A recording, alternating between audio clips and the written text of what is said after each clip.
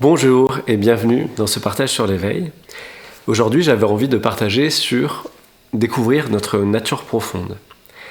Parce que quand je dis partage sur l'éveil, pour rappel, qu'est-ce que c'est l'éveil ? C'est justement la réalisation de ce qu'on est vraiment, qui n'est pas le personnage auquel on est généralement très identifié. Et donc, ce qu'on est, qui est vécu ici, donc pour moi en tout cas, ce qu'on est, ce que je suis, c'est la conscience, c'est-à-dire je suis ce qui est conscient de tout ce qui se passe. Et donc, pour les sages, la conscience, c'est ce qui est toujours là.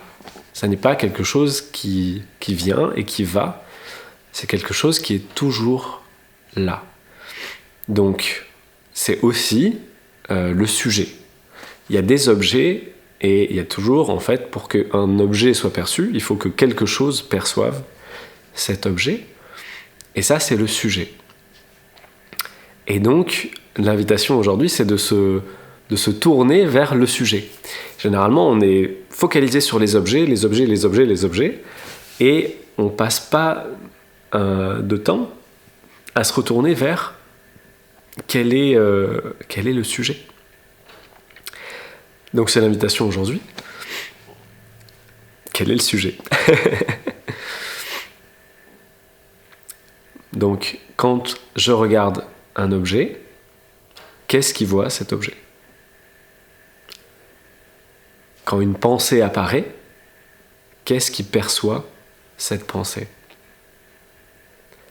Quand un son apparaît, qu'est-ce qui perçoit ce son ?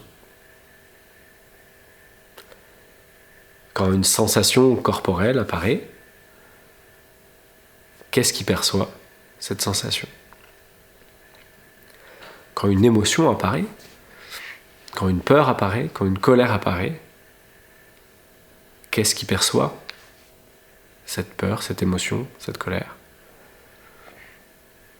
Et quand de la joie apparaît, qu'est-ce qui perçoit cette joie ?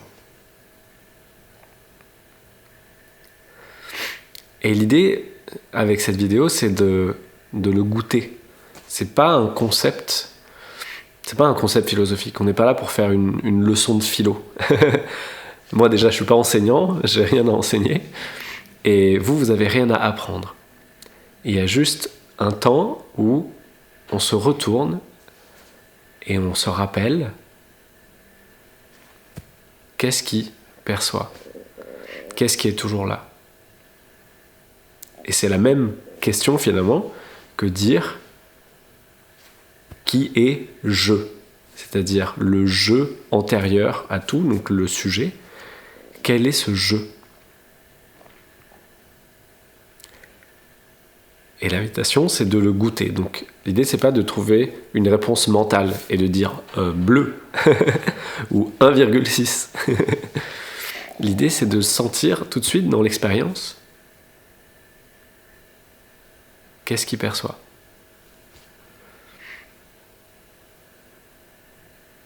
Est-ce que on peut goûter tout de suite ce qui perçoit, ce qui apparaît, ce qui perçoit l'expérience, plutôt que l'expérience elle-même. Donc quand on mange une fraise, souvent on est ultra focalisé sur le goût de la fraise.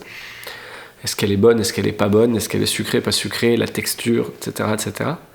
Et la couleur, on regarde la couleur. Et là l'idée, c'est que on mange la fraise, donc quel que soit ce qu'on fait, en se portant sur ce qui perçoit les sensations, ce qui perçoit la couleur, ce qui perçoit les goûts. Et donc ça inclut la couleur et ça inclut le goût. Quand on fait ça, on ne perd pas du tout de saveur de l'expérience. Au contraire, l'expérience est encore plus savoureuse parce qu'on n'est pas en train d'hyper-focaliser sur l'expérience en espérant qu'elle nous procure du bonheur. On est là et on goûte à la fois ce qui perçoit et ce qui est goûté. Mais pour ça, on n'a pas besoin de se focaliser énormément sur l'objet. On peut juste se dire qu'est-ce qu'il perçoit ?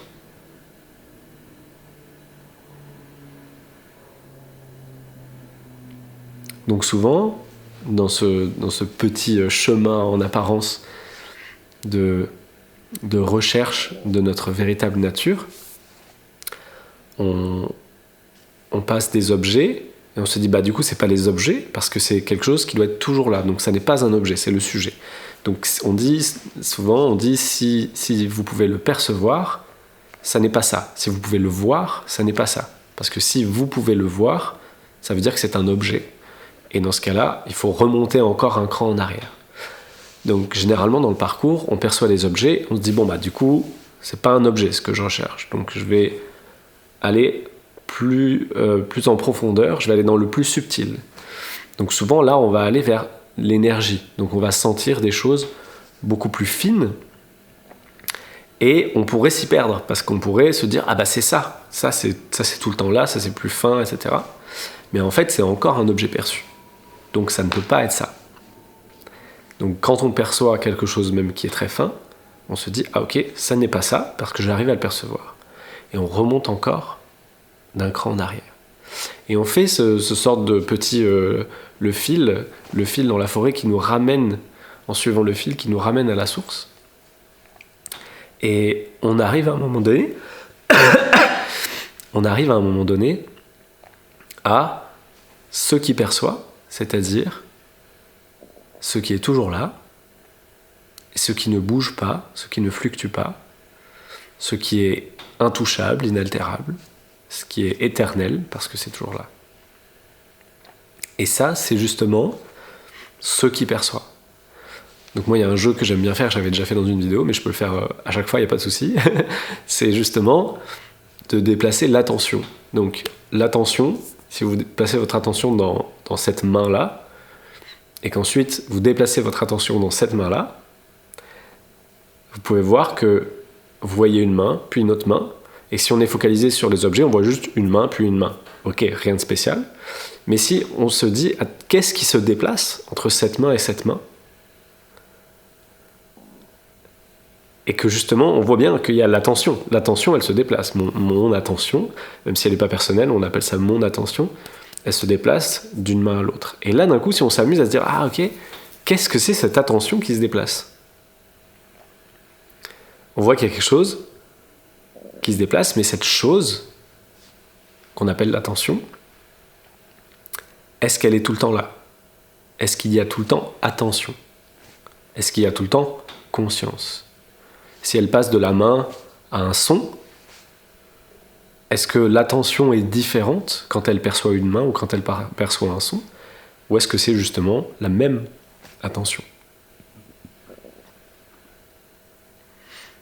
Et quand on perçoit une pensée, est-ce que c'est pas l'attention qui se déplace vers la pensée ?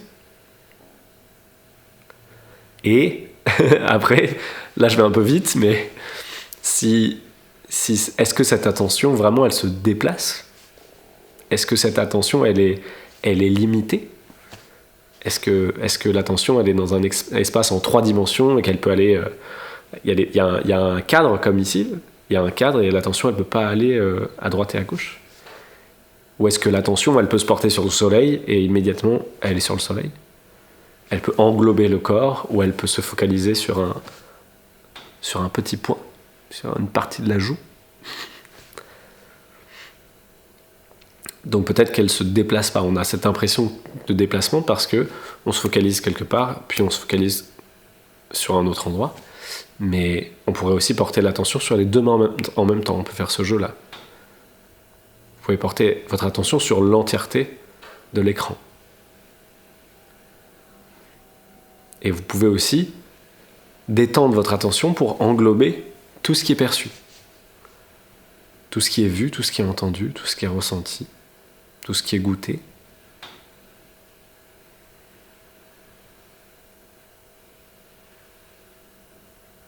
Et donc l'éveil, c'est la réalisation que ce que je suis en profondeur, ma nature profonde, c'est l'attention. C'est justement cette attention. C'est la conscience. Et cette conscience, elle est très différente du personnage. Elle a des qualités très différentes du personnage. Parce que cette conscience, elle est éternelle, parce que c'est toujours ici et maintenant. la conscience est là, qu'il y ait un corps ou qu'il n'y ait pas de corps. Et cette attention ou cette conscience, elle est complétude, c'est-à-dire elle ne manque de rien. Donc si je m'identifie au personnage, le personnage il lui manque des choses.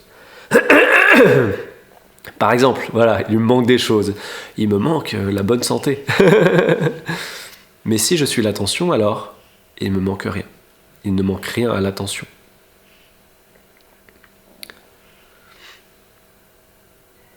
Et donc, réaliser que notre nature profonde, c'est cette attention, ça veut dire réaliser qu'on est déjà complet.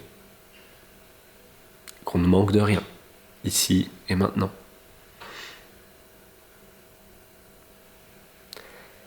Et réaliser que notre nature profonde, c'est la conscience, ça implique forcément une sorte de dissociation avec le personnage, mais ça n'empêche pas du tout de continuer à vivre normalement. Des fois, il y a cette idée un petit peu, avec la réalisation, je vais devenir fou et je vais plus réussir à interagir dans le monde. Je vais arrêter de manger, je vais arrêter de travailler, je vais arrêter de voir ma famille. En fait, pas du tout. Pas du tout, du tout. Au contraire, c'est plutôt l'inverse. Parce que quand on reconnaît que notre nature profonde, c'est la conscience, en même temps, on reconnaît que la nature profonde de tous les autres, c'est la conscience.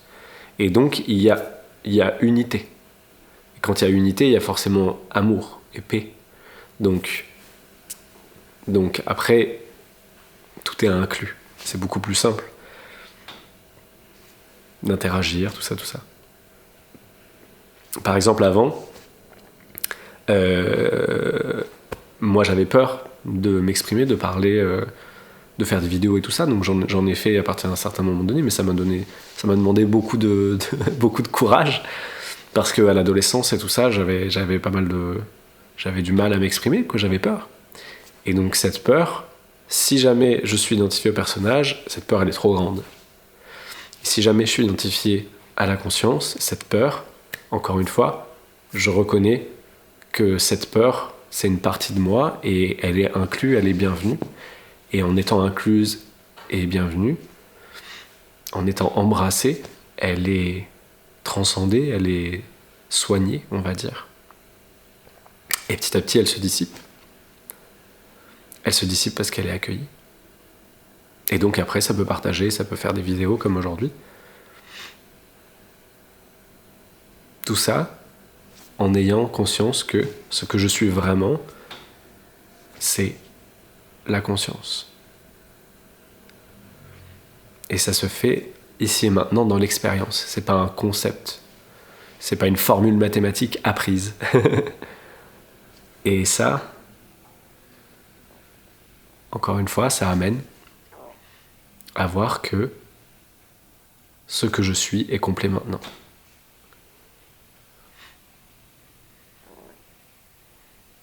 Donc voilà, je vous laisse avec ça. Qu'est-ce qu'il perçoit ? Et je vous laisse en prendre toute la saveur et apprécier justement ce qu'il perçoit plutôt que ce qui est perçu. Je vous souhaite une très bonne journée et à bientôt.